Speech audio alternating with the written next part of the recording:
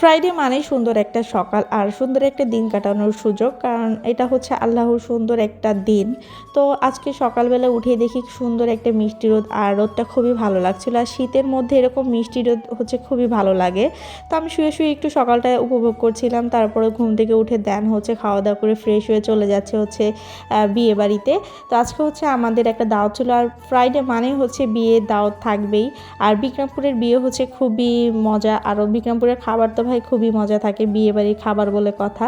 তো আমার মেয়ে হচ্ছে এখানে অনেক খুশি, ও হচ্ছে যে কোনো প্রোগ্রামে যেতে পারলেই খুবই খুশি হয়ে যায়। তো আমরা সবাই মিলে চলে যাচ্ছিলাম বিয়ে বাড়িতে। তো সুন্দর একটা ওয়েদার ছিল। আর আমাদের বিক্রমপুরে এখন হচ্ছে আলু চাষ করা হচ্ছে, আর বিক্রমপুর আলুর জন্য খুবই বিখ্যাত। তো আপনাদের সাথে কথা বলতে বলতে আমরা বিয়ে বাসায় চলে এসেছি। আর ওদের অনুষ্ঠানটা খুবই সুন্দর আর ডেকোরেশন করেছে, আর খুবই বড় ছিল অনুষ্ঠানটা। তো এটা হচ্ছে আমার ছোটো চাচির বোনের বাসা ছিল, আর বোনের ছেলের বিয়ের অনুষ্ঠানই ছিল।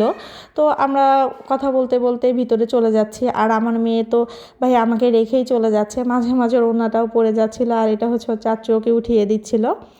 তো আমরা হচ্ছে সবাই মিলে গিয়েছিলাম, চাচি শাশুড়ি সবাই মিলে একসাথে গিয়েছিলাম, আর খুবই ভালো লাগছিলো। তো যেয়ে হচ্ছে আমরা খাওয়া দাওয়া করতে বসে পড়ি।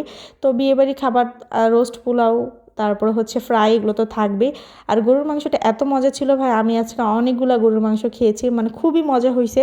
আমি কোনো খাবারই খাই না, শুধু গরুর মাংসটাই বেশি করে খেয়েছি। তো আজকে এখান থেকেই বিদায় নিচ্ছি। সবাই ভালো থাকবেন, সুস্থ থাকবেন, আল্লাহ হাফেজ।